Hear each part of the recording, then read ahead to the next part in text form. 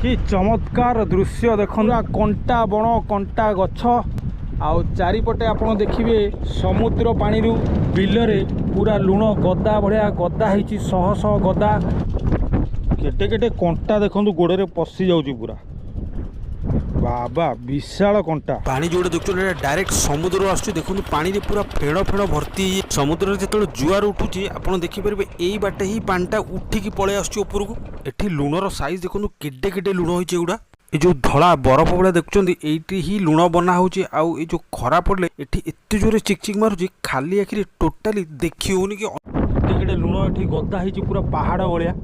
नमस्कार जय जगन्नाथ दर्शक बंधु आशा करे आपण माने समस्ते भल थे आमे माने तो सबुदिन बा प्रतिदिन खाद्य आमर किछि थाउ न थाउ लुण तो निश्चिंत थिबो किंतु आपण माने जानिचंदी ए लुण आम ओडिसा रे मध्य तयारी होउची ओडिसा रो गंजाम जिल्ला रे तयारी होउची आ आपण विश्वास करिवेनी से जो लुण तयारी होउची जहाँ मु खबर पाइली से पूरा माने नेचुरल वे रे तयारी होउची माने समुद्र पानी आउ खरारे पूरा धड़ा बरफ मरुभूमि भाया होकरी से बना होची खाली सेतिक नुहे सेठी लुणर गदा गदा पहाड़ भाया गदा होती तो ये अनेक कथा सब शुणा मिलूँ तो चलतु जी आज भिडियो से जगटी को से फेमस जगटी को देखा कौन सी रियलिटी रे होची भिडियोटी पूरा जबरदस्त हम जमा आधार पड़ातुनि आउ हाँ जो मैंने मो चैनल नुआ अच्छा चैनल को जाए सब्सक्राइब करना जल्दी जल्दी सब्सक्राइब करूँ आ बेल लाइक बटन दबाइबा जमा बुलातुनि।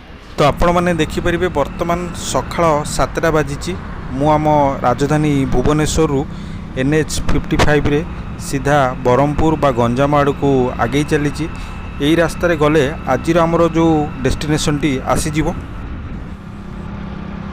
तो बर्तमान मु आपण मानकु मो सामने जो दृश्यटी देखौछि एटा होछि बड़ घाटी ठीक रंभा पूर्वर यही घाटी पार होबाकू पड़े आपण देखिपारे दी साइड रे केटे केटे पहाड़ होइछि आ पहाड़ को कटा जाइए रास्ता है गला बेलू को आम तलपटे जाऊे आ सेपटे जो गाड़ी गुड़ा फेरुची से ऊपर पटे फेरुची बहुत इंटरेस्टिंग पहाड़टी यपटे जिते मु बाइक बा कार नहीं जाए बहुत बढ़िया लगे घाटी पर गाड़ी चल जावाक एवटू आमर हुमा छकटी आउ बहुत कम बाट रहा से हुमा छकरू आमको लेफ्ट टर्न जावाक पड़ो।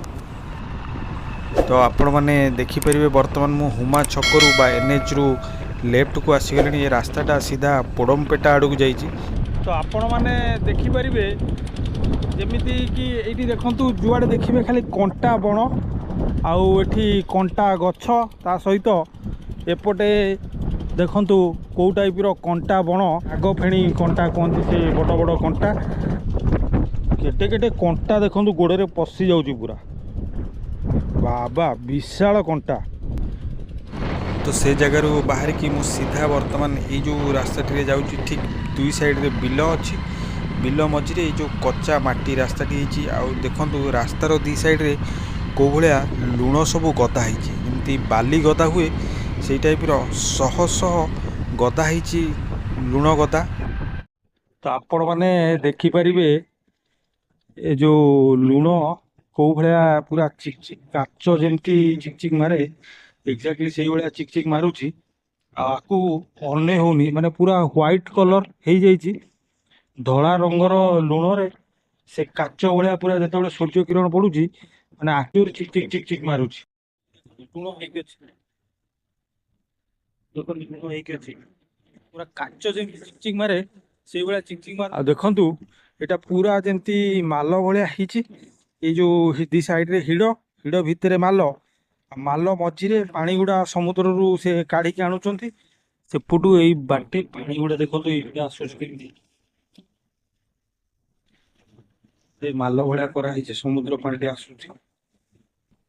तो यही दृश्य गुड़ाक मु प्रथम थर लगी देखुची तो मते तो बहुत इंटरेस्ट लगुच देखु ये मौसी जड़े भी से कम लगी आउ ए भाई कौ हिसाब से देखु लुणटा को गोटे गोटे गोटे गोटे फटाफट गोटे गदा करदे देखा विजुआल आप देखु आपटे भाईना करुँच लुण केमती करुँच कथा हम। तो भाईना तुम ना कौन? विक्रम विक्रम विक्रम साहू ये घर कौटी फटुआ गुदारे फटुआ गोदारे तुम कौन ये लुण चाष करुच? चाष कर अच्छा ପାଣି କୋଉଠୁ ଆଉଛି ଏ ପାଣି? ଏ ପାଣି ସମୁଦ୍ରର ପାଣି। ସମୁଦ୍ରରୁ ଏଇଠି ଏତେ ବାଟ ସମୁଦ୍ର ତ ସମୁଦ୍ର ଯେ ଆଜ୍ଞା ଖୋଳା ହେଇଛି। ଆଚ୍ଛା ସେ ଯୋଉ ଆଗେ ଖୋଳା ହେଇନଥିଲା କି ସେ ଖୋଳା ହେଇ ଜୁଆର ଆଇଲେ ଆଜି ପୂର୍ଣ୍ଣମୀ ଆଜ୍ଞା କାଲି ପହରଦିନ ପୂର୍ଣ୍ଣମୀ ନା ସେ ଜୁଆର 4-5 ଦିନ ଆସିବ। ତ ଭାଇନା ତମେ ଲୁଣ ଯୋଉ କାଢୁଛ ଏ ଲୁଣ ବିକୁଛ କେତେ ଟଙ୍କାରେ? ହଁ ସେ ଆଣିକିରି ଆମକୁ ବସ୍ତାକେ 35 ଟଙ୍କା ଦଉଛି। 100 ବସ୍ତା କାଢିଲେ 3500। ମାନେ ପାଣି ମଡେଇବା ଦାୟିତ୍ୱ ତମର? ଆମର ସବୁ ଖାଲି କାଢିକି ଦେଲେ ଏତିକି। ଓ ବସ୍ତାକୁ 35 ଟଙ୍କା। ହଁ। ବର୍ଷରେ ଏଇ କେତେ ମାସ ହଉଛି ଚାଷ? ଏଇଟା 4 ମାସ ହଉଛି। କେବେଠୁ କେବେ ଯାଏ? ଏବେ ହବ କାର୍ତ୍ତିକ ମାସ ମାଘ ଫାଲ୍ଗୁନରୁ 3 ମାସ ସରିବ? ଏବେ ରଜକୁ ସରିଯିବ ଆଜ୍ଞା। ରଜ ପରେ ବର୍ଷା ହେଇଗଲେ ଏଗୁଡ଼ା ପାଣି ବୁଡ଼ିଯିବ। ବର୍ଷା ହେଇଗଲା ଆସିବ। କଥାରେ ଅଛି ସବୁ ପରିଶ୍ରମର ମୂଲ୍ୟ ବହୁତ ଅଛି। ତ ଦେଖନ୍ତୁ ଜଣେ ଭଉଣୀ ସେ ଯେଉଁ ତାଙ୍କ ବାପା ଯେଉଁ ଲୁଣଟାକୁ ଗଦେଇଛନ୍ତି ସେଇ ଲୁଣକୁ ଗୋଟେ ପାଚିଆରେ ପୂରେଇକି ବା ଟୋକେଇରେ ପୂରେଇକି ନେଇ ଗୋଟେ ଯେଉଁ ଲୁଣ ଗଦା ଅଛି ସେଇ ଗଦାରେ ପକେଇଦେବେ।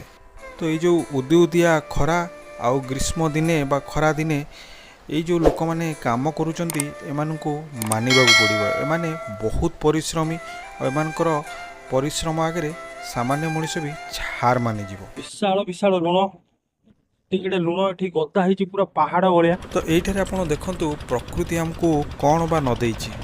ଦେଖନ୍ତୁ ସମୁଦ୍ର ପାଣିଟି କେଉଁ ହିସାବରେ ଆସୁଛି ସେ ଯେଉଁ ମଟର ଦ୍ୱାରା ପୁରା ଫେଣ ଫେଣ ପାଣି। ଏଇ ପାଣିରୁ ଆମର ସେଠି ଖରାରେ ସେ ଯେଉଁ ବିଲରେ ଲୁଣ ବାହାରୁଛି।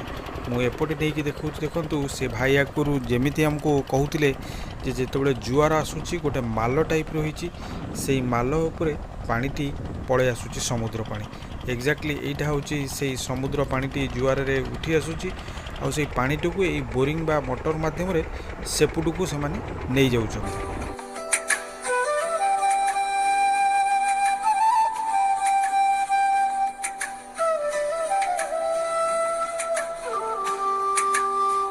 ତ ଦର୍ଶକ ବନ୍ଧୁ ଏଇଟା ଥିଲା ଆଜିର ମୋର ଏକ ଛୋଟ ଭିଡ଼ିଓ ଯେଉଁଟାକି ଆମ ଓଡ଼ିଶାର ଗଞ୍ଜାମ ଜିଲ୍ଲାରେ ହୁମା ପାଖରେ କେଉଁ ଟାଇପ୍ର ସମୁଦ୍ରରୁ ଶହ ଶହ ଟନ୍ର ଲୁଣ ଉତ୍ପାଦନ କରାଯାଉଛି।